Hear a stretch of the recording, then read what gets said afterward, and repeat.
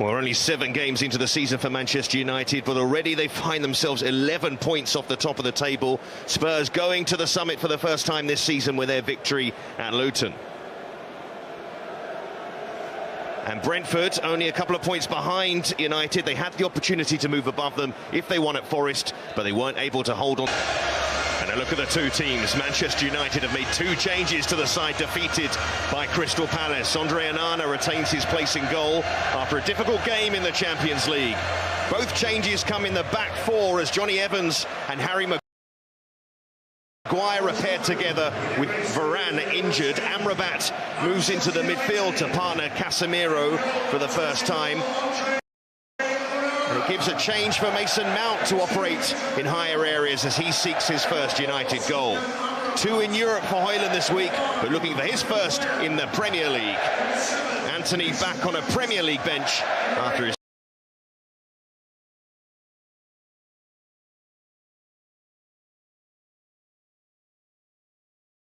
Two changes also for Brentford's Thomas Frank, and a big one in goal as Thomas Strakosha makes his Premier League debut with Mark Flecken out ill. A change to a back 3 as Christopher Ajer retains his place after impressing against Forest. Mads Roslif comes in at right wing back for Keane Lewis Potter, who was in the front line, but with the change in shape, it's 2 up top. Mbomo under par v Forest, but only 3 players have more goals than him in the Premier League this season. Interestingly, into their lead against 10 men.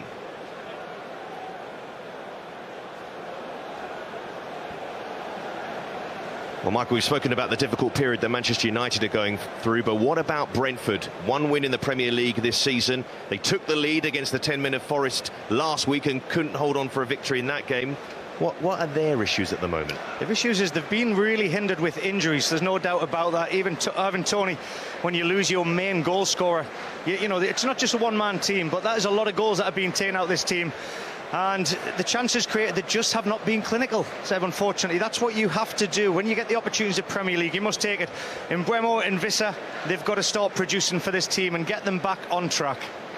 Talking about producing, we've seen Rasmus Højlund impress in the Champions League, yet to score in the Premier League in his limited game so far. Is he the one shining light in this Manchester United team at the moment? Yes, I've been super impressed with this lad ever since I saw him. You know, you come with a big price tag, you come with that can be a lot of anxiety and nerves. I had that as a young teenager when I signed in the Premier League for Leeds United. I felt the price tag. But when I saw this guy come out in his first match, I thought Manchester United have got a super player. They've got what I would say a proper number 9. He can play with his back to goal.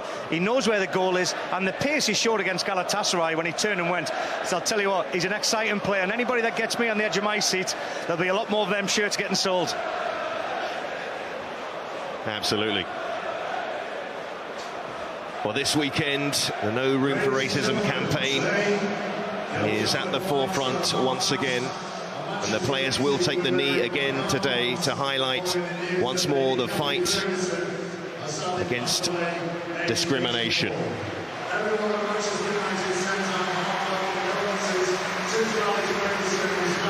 And the applause you're hearing is for the passing.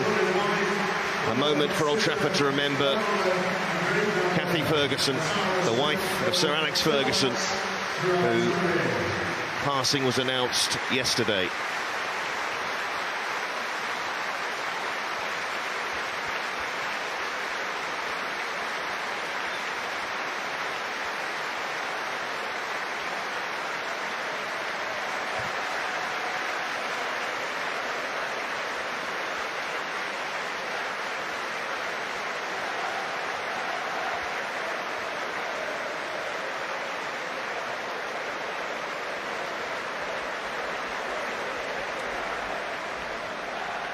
Almost everybody on their feet there for Kathy Ferguson. And the players wearing black armbands, including captain Bruno Fernandes. The heights that Manchester United experienced under Sir Alex Ferguson, still in the memory, of course, but right now they seem a long way away from those great heights. Back-to-back defeats in the Premier League at home and defeat at home in Europe to Galatasaray. The supporters in this arena waiting for a moment to cheer about on this ground. Brentford just one win in the Premier League this season, and that came in a West London derby away to Fulham. Can they pick up another positive away result this afternoon? And what a place it would be to get that result. Thomas Strakosha there, making his Premier League debut, but an experienced goalkeeper in the Italian top flight. Nevertheless, still a big game for him today. Mark Flecken is ill.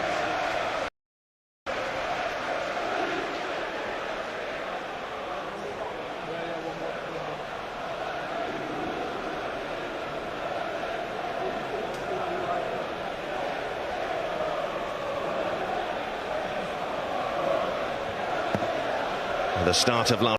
السلام عليكم ورحمة الله وبركاته. أهلا بكم مشاهدينا الكرام. في فيديو النهاردة هقول لك على ترتيب الدوري الأسباني لموسم 23-24 بعد مرور 8 جولات. بعد مرور 8 جولات هقدر أقول لك ما هو ترتيب الدوري الأسباني للثمان جولات الأولى. أولا كده في المركز الأول ريال مدريد اللي لعب 8 ماتشات، فاز 6 وخسر، فاز في 7 وخسر 1 ومعاه 21 نقطة. أما في المركز الثاني فهو فريق برشلونة. فريق برشلونة اللي لعب 8 ماتشات، فاز في 6 وتعادل في 2 ولم يخسر أي مباراة ورصيده 20 نقطة. أما في المركز الثالث فهو فريق غيرونا. فريق غيرونا اللي لعب 8 مباريات، فاز في 6 وتعادل في مباراة وخسر في مباراة ورصيده 19 نقطة. أما في المركز الرابع فهو فريق أتلتيكو مدريد اللي لعب 7 جولات، فاز في 5 وتعادل في 1 واتغلب في 1 ورصيده 17 نقطة. ده كان ترتيب أول 4 فرق في الدوري الأسباني بعد مرور 8 جولات. شكرا لكم على مشاهدة الفيديو.